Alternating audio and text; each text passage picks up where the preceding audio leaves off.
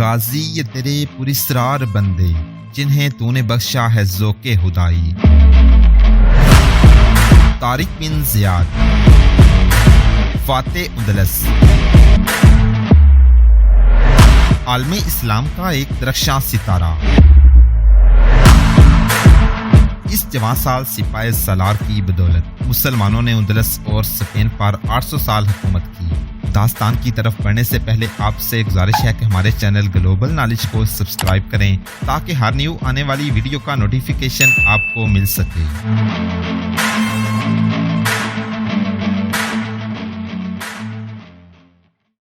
طارق بن زیاد جو مقامات فتح کرتا ہوا آگے بڑھا تھا ان میں دو مشہور مقامات میدونہ سدونہ اور کرمونا تھے۔ موسیٰ بن نصیر کو اس کے جاسوسوں نے بتایا کہ ان دونوں شہروں میں طارق بن زیاد شہری انتظامیہ کو چلانے کے لیے عیسائی حکام مقرر کر گیا تھا۔ یہ بھی طارق کی ایک مجبوری تھی کہ اس کے پاس انتظامی امور کے لیے آدمی نہیں تھے، اس لیے اسے عیسائی اور یہودی حاکم مقرر کرنے پڑتے تھے۔ موسیٰ بن نصیر کو اطلاع ملی کہ ان دونوں جگہوں پر عیسائیوں نے بغاوت جیسی صورتحال پیدا کر رکھی ہے جو بہت جلدی بغاوت بن جائے گی۔ موسیٰ بن نصیر نے اچانک دونوں جگہوں پر یکے بعد دیگرے چڑھائی کر دی۔ یہ تو ہو نہیں سکتا تھا کہ مسلمانوں کی فوج جاتی اور اس کے لیے شہر کے دروازے بند ہو جاتے۔ حکومت تو بہرحال مسلمانوں کی ہی تھی۔ اس طرح موسیٰ بن نصیر نے دونوں شہروں پر اپنا قبضہ مضبوط کر کے عربی حاکم مقرر کر دیے۔ ان کا کارنامہ بس اتنا ہی تھا کہ ان دونوں جگہوں پر اگر بغاوت کی چنگاری سلگ ہی رہی تھی تو موسیٰ بن نصیر نے اسے شعلہ یا دھماکہ بننے سے پہلے سرد کر دیا، لیکن اس نے دمشق کو اس قسم کی اطلاع بھیجی جیسے یہ مقامات اس نے خود فتح کیے ہوں۔ موسیٰ بن نصیر کی جنگی اہلیت اور قیادت کا امتحان اس وقت سامنے آیا جب اس نے اشبیلیہ کا رخ کیا۔ یہ اندلس کا ایک اور مشہور اور بڑا شہر تھا جسے طارق بن زیاد نے اس لیے نظر انداز کر دیا تھا کہ وہ سب سے پہلے اندلس کی شاہ رگ یا اندلس کا دل اپنی مٹھی میں لے لینا چاہتا تھا۔ یہ شاہ رگ یا دل تولیتا تھا جو اندلس کے بادشاہوں کی گدی تھا۔ اس کے علاوہ طارق کے پیش نظر تولیتا کی یہ کیفیت بھی تھی کہ بادشاہوں کی یہ گدی حالی پڑی تھی اور اندلس میں کسی کی حکومت نہیں تھی۔ طارق بن زیاد گرناتا اور قرطبہ کو بھی تولیتا جیسے اہم مقامات سمجھتا تھا۔ پروفیسر ڈوزی نے لکھا ہے کہ یہ تین مقامات ہاتھ آ جانے سے باقی مقامات کی کوئی حیثیت نہیں رہ جاتی تھی، وہاں کی فوج نے از خود ہی ہتھیار ڈال دینے تھے۔ یہ طارق بن زیاد کی جنگی فہم و فراست کا کرشمہ تھا کہ اس نے اعلیٰ تدابیر کو بروئے کار لا کر کم سے کم فوجی طاقت سے زیادہ فائدہ حاصل کر لیا۔ موسیٰ بن نصیر نے اپنے جاسوس پہلے ہی اشبیلیہ بھیج دیے تھے۔ اس کے علاوہ اس نے میدونہ شدونہ اور کرمونا کے سرکردہ لوگوں سے اشبیلیہ کے متعلق احوال و کوائف معلوم کر لیے تھے۔ اس نے اس شہر کا محاصرہ کر لیا۔ اسے توقع تھی کہ اتنی زیادہ فوج سے وہ قلعہ بند شہر کو بہت جلدی فتح کر لے گا، لیکن وہاں کی فوج نے ایسا طریقہ کار اختیار کیا جو ظاہر کرتا تھا کہ اس شہر کو اتنی آسانی سے نہیں لیا جا سکے گا جتنی موسیٰ بن نصیر کو توقع تھی۔ اشبیلیہ والوں نے دفاع کا انداز یہ اختیار کیا کہ علی الصبح اچانک شہر کے دو دروازے کھلتے اور گھوڑ سوار بند توڑ کر آنے والے سیلاب کی طرح باہر نکلتے اور مسلمانوں پر حملہ بول دیتے۔ وہ جم کر نہیں لڑتے تھے بلکہ تلواریں اور پرچیاں چلاتے آگے نکل جاتے اور واپس شہر میں چلے جاتے تھے۔ ان کا کوئی پتہ نہیں چلتا تھا کہ کس وقت وہ کس طرف سے باہر نکلیں گے۔ موسیٰ بن نصیر نے اس صورتحال کا مقابلہ کرنے کی بہت کوشش کی، لیکن محاصرہ طول پکڑتا گیا اور 1 مہینہ گزر گیا۔ موسیٰ بن نصیر تجربہ کار سپاہی سالار تھا۔ اس نے کئی قلعے سر کیے تھے۔ وہ خود بھی سپاہیوں کی طرح لڑا تھا، لیکن وہ عمر کے آخری حصے میں پہنچ گیا تھا جہاں اس کا دماغ تو کام کرتا تھا لیکن جسم میں وہ دم ہم نہیں رہا تھا جو اسے قلعے کی دیواروں پر بھی چڑھا دیا کرتا تھا۔ عیسائی فوج اس کی فوج کا نقصان کر رہی تھی اور وہ سوچ رہا تھا کہ کیا کرے۔ آخر اس کے دونوں بیٹوں عبداللہ اور مروان نے یہ دلیرانہ اقدام کیا کہ عیسائی گھوڑ سوار حملے کے لیے قلعے سے نکلے تو ان دونوں بھائیوں نے اپنے گھوڑ سواروں کو دوڑا کر قلعے کی دیوار کے ساتھ کر دیا اور اس طرح عیسائی گھوڑ سواروں کی واپسی کا راستہ بند کر دیا۔ مسلمان سواروں کے لیے خطرہ یہ تھا کہ دیوار کے اوپر سے تیر انداز ان پر تیر برساتے تھے۔ اس نقصان کو برداشت کیا گیا اور عیسائی گھوڑ سواروں کو گھیر کر ختم کر دیا گیا۔ یہ طریقہ بہت زیادہ خون اور جانوں کی قربانی مانگتا تھا، لیکن اس کے سوا اور کوئی چارہ کار نہ تھا۔ ایسے 3 3-4 मर के लड़े गए तो शहर की फौज की नफरी बहुत ही कम हो गई। मूसा बिन नुसैर ने सोच लिया कि अपना और दुश्मन का जिस कदर खून बहाया जा सकता है बहाया जाए और ये शहर फतह किया जाए। 1.5 महीने के बाद किला फतह हो गया। उंदलस का एक और बड़ा शहर मरीदा था। बाज मुरहों ने लिखा है कि मरीदा को तुलिता से ज्यादा अहमियत हासिल थी। मूसा बिन नुसैर ने इस शहर की तरफ कूच किया। यहाँ मुनासिब मालूम होता है कि तुलिता का जिक्र पहले किया जाए। तारक बिन ज़ियाद तुलिता की तरफ जा रहा था। वो इतना संजीदा और मुतफक्कर किसी भी लड़ाई से पहले नहीं हुआ था। उसे तुलिता का जो कुदरती और फिर इंसानों का बनाया हुआ दिफा बताया गया था वो इसे परेशान कर रहा था। उसने अपने सालारों से मूसा बिन नुसैर पर इस तंगी का इजहार कई बार किया कि उसने उसे मजीद कुमक नहीं भेजी। वो कुमक की जरूरत बड़ी शिद्दत से महसूस कर रहा था। ये तारक बिन ज़ियाद की खुश नसीबी थी कि हजारों बरबर इसके पास खुद ही पहुंच गए थे, वरना वो इतनी ज्यादा कामयाबियां इतने कम अरसे में हासिल न कर सकता।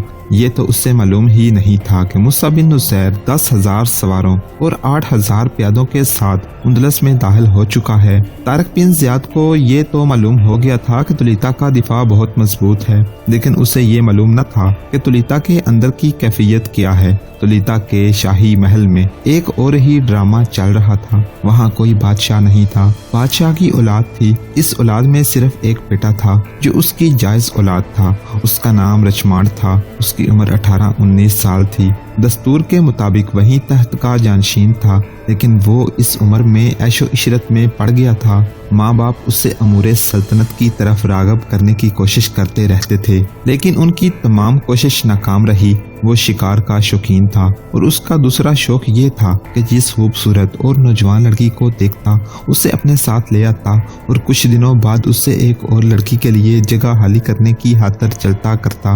राड्रक उंदलस का शहनशाह था। उसने बाकायदा हरम बना रखा था जिसमें उंदलस की ही नहीं बल्कि इर्द गिर्द के मुल्कों की हसीन तरीन औरतें मौजूद थीं। उनमें से 2-3 को इस तरह अपने साथ रखता था जैसे ये उसकी जायज बीवियां हों। उसकी जायज और कानूनी बीवी एक ही थी जो उसके इस अय्याश बेटे की माँ थी, लेकिन इन 2-3 औरतों ने राड्रक की औलाद पैदा की थी जो जायज नहीं थी, इसलिए वो शाही खानदान की औलाद नहीं कहला सकती थी। हरम की बाकी औरतों को तो थोड़े थोड़े अरसे बाद निकाल दिया जाता था और इनकी जगह नई लड़कियां आ जाती थीं, लेकिन ये 2-3 औरतें राड्रक की मंजूरे नजर बन गई थीं। 1.5 उम्री में वो महल में मौजूद थीं। उनकी औलाद जवान हो चुकी थी।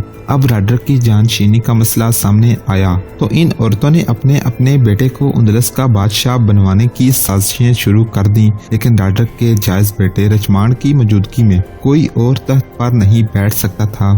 तुलिता में फौज का जर्नैल योगो बेल्जी था। वो राड्रक का दस्ते राज था।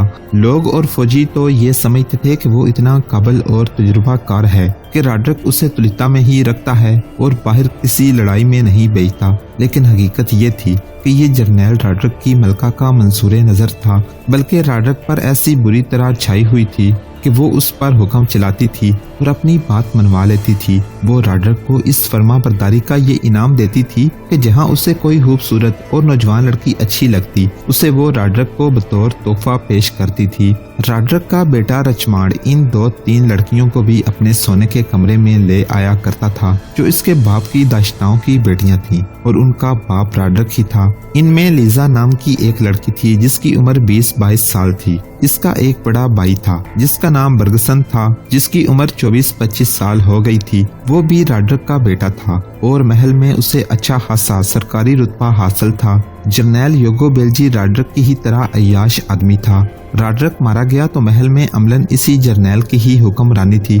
इसे लीजा बहुत अच्छी लगती थी। राड्रक के मरने के बाद उसने लीजा पर डोरे डालने शुरू कर दिए, लेकिन लीजा उसके हाथ नहीं आती थी। उसने लीजा से ये भी कहा था कि वो उसके साथ बाकायदा शादी करना चाहता है, फिर भी लीजा उससे दूर ही रही। इस जर्नैल ने लीजा को बड़ी सख्त धमकी दी। लीजा ने कहा कि वो मलका को बता देगी। उससे शायद मालूम था कि ये जर्नैल मलका से बहुत डरता है। मलका आहर मलका थी, वो जिसके खिलाफ जो चाहे कर सकती थी। इस जर्नैल की हैसियत मलका की बदौलत थी। राड्रक के मरने के कुछ अरसे बाद जब तारक बिन ज़ियाद तुलिता की तरफ पेशकदमी कर रहा था, एक रात लीजा जर्नैल योगो बेल्जी के पास पहुंच गई। तुम कैसे हो? जर्नैल योगो बेल्जी ने ने पूछा। आप ही के पास आई थी, लीजा ने जवाब दिया और पूछा, आप हैरान क्यों हो गए हैं? तुम्हें यहाँ आते किसी ने देखा तो नहीं? नहीं, लीजा ने जवाब दिया। लीजा को मालूम नहीं था कि महल के एक आदमी ने उसे देखा था और वो दबे पांव उसके पीछे पीछे चल पड़ा था। वो रचमाड़ था। मैं कमसिन और नादान नहीं हूँ लीजा, जर्नैल ह्यूगो बेल्जी ने कहा। तुम्हारा चेहरा और तुम्हारा अंदाज बता रहा है कि तुम किसी और मकसद के लिए आई हो। वो मकसद बता दो। मैं कमसिन और नादान हूँ, लीजा ने कहा। मुझे तजुर्बा नहीं कि किसी को अपने हाथ में लेने के लिए क्या करते हैं और इससे किस तरह बात करते हैं, इसलिए मैं सीधी बात कर देती हूँ। आप मेरे साथ शादी करना चाहते हैं और मैं इनकार करती रही हूँ। मेरी जगह आप होते तो आप भी इनकार ही करते। अपनी और मेरी उम्र में फर्क देखिए, लेकिन अब मैं अपने आप को आपके हवाले करने आई हूँ। शादी करके बीवी बना लें या बगैर शादी के? मैं कुछ और पूछ रहा हूँ, ह्यूगो बेल्जी ने कहा। जिस काम के लिए आई हो पहले वो बताओ। आप जानते हैं कि बर्गसन मेरा भाई है, लीजा ने कहा, और आप ये भी जानते हैं कि हम दोनों बहन भाई शहंशाह राडर की औलाद हैं। क्या आप नहीं समझते कि तहत का वारिस मेरा भाई भी है, लेकिन बर्गसन बादशाह की कानूनी औलाद नहीं? ह्यूगो बेल्जी ने कहा। मजहब भी उसे राडर का बेटा नहीं मानता। तुम्हारी ये ख्वाहिश बच्चों जैसी है, इसे दिल से उतार दो। जर्नैल ह्यूगो बेल्जी शराब पी रहा था। लीजा उसकी गोद में बैठ गई और बच्चों की तरह उसके साथ प्यार करने लगी। बूढ़े जिस्म में शराब और इतनी हसीन लड़की ने नई रूह फूंक दी। नशा दिमाग को चढ़ गया और बूढ़ा जर्नैल कमसिन और नादान बन गया। तुम ही बताओ, मैं तुम्हारे भाई को किस तरह तहत पर बिठा सकता हूँ? ह्यूगो बेल्जी ने पूछा। रचमाड़ को कत्ल करा दें, लीजा ने कहा।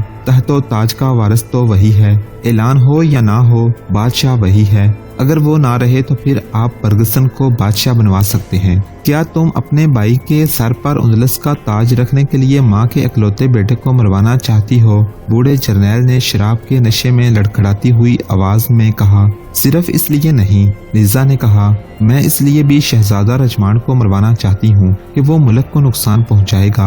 आप देख रहे हैं कि आधा मुल्क हाथ से निकल गया है। हमला आवर फौज तूफान की तरह आ रही है। इस शहजादे का बाप मारा गया है, मगर ये पहले की तरह ऐशो इशरत में मस्त है। कल रात इसने मुझे पकड़ लिया और बाग में ले गया था। मैं इससे अपने आप को कैसे बचा सकती थी? मेरा बस चले तो मैं अपने हाथों इससे जहर दे दूं। मैं बहुत चाही कि मैं तुम्हारे बाप की बेटी हूँ। क्या आप इसे जिंदा रहने का हक दे सकते हैं? हाँ, दे सकता हूँ, ह्यूगो बेल्जी ने कहा। मैं इसे कत्ल नहीं कर सकता, ना इसे कत्ल करवा सकता हूँ। आप मलका से डरते हैं, लीजा ने कहा। नहीं, ह्यूगो बेल्जी ने कहा, कोई बाप अपने बेटे को कत्ल नहीं कर सकता। रचमाड़ मेरा बेटा है, ये राडरक का बेटा नहीं। राडरक से मलका की कोई औलाद नहीं। लीजा के लिए ये इंकशाफ कोई चौंका देने वाला इंकशाफ नहीं था। बादशाह के महल में यही कुछ होता था। कौन किसकी औलाद है, इस सवाल का सही जवाब औलाद की माँ के सिवा कोई नहीं दे सकता था। एक जर्मन तारीखदान ऑक्सफर्ड मेबल ने लिखा है कि राडरक सही मानों में जंगजू था, लेकिन इसके साथ ही वो रवायती बादशाह था। ऐसा बादशाह जो अपनी राया को नीम फाका कश रख कर ऐशो इशरत को अपना जायज हक समझता था। फौज ऐसे बादशाह की बादशाही का तहफ़्फ़ुज़ नहीं किया करती जो फौजियों और उनके रिश्तेदारों के हकूक का तहफ़्फ़ुज़ नहीं करता। राडरक ने इतने थोड़े बर्बरों से जो शिकस्त खाई थी वो इसी वजह से खाई थी। राडरक की अपनी बीवी उसकी वफादार नहीं थी। वो मर गया तो उसका जर्नैल जो तुलिता के दिफा का जिम्मेदार था मलका के यहाँ बैठा शराब पी रहा था और शहर हाली हो गया था। क्या आप शहर को मुसलमानों से बचा लेंगे? लीजा ने जर्नैल ह्यूगो बेल्जी से पूछा। जर्नैल जवाब देने ही लगा था कि कमरे का दरवाजा खुला और एक नौजवान अंदर आया। हेलो रचमाड़, जर्नैल ने प्यार से कहा। आओ आओ। वो राडरक का अकलौता बेटा रचमाड़ था, जिसका दरअसल बाप जर्नैल ह्यूगो बेल्जी था। रचमाड़ उस तक पहुंचा। उसने लीजा को उस कमरे में आते देखा था और खिड़की के साथ कान लगाकर उनकी बातें सुनता रहा था। मेरे बाप तुम हो, रचमाड़ ने जर्नैल से कहा। मैं अपने आप को बादशाह का बेटा समझता रहा हूँ। उसने बड़ी तेजी से हंजर निकाला। ह्यूगो बेल्जी शराब के नशे में था इससे पहले कि वो अपने आप को बचाता। रचमाड़ का हंजर उसके दिल में उतर चुका था। रचमाड़ ने एक बार फिर हंजर उसी मुकाम पर मारा। बूढ़ा जर्नैल आगे को झुका और मुंह के बल फर्श पर गिरा। लीजा चीख मार कर बाहर को भागी, लेकिन रचमाड़ ने उसे दरवाजे में ही पकड़ लिया और हंजर के 2 वार करके उससे भी ढेर कर दिया।